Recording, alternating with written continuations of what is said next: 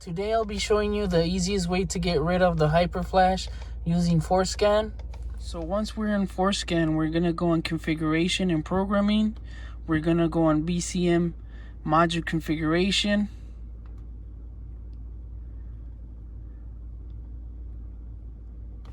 And we're going to go on and type here bulb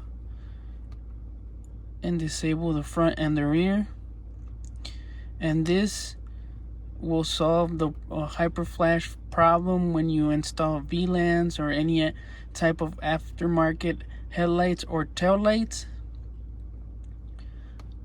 And we're gonna disable both of them, hit right,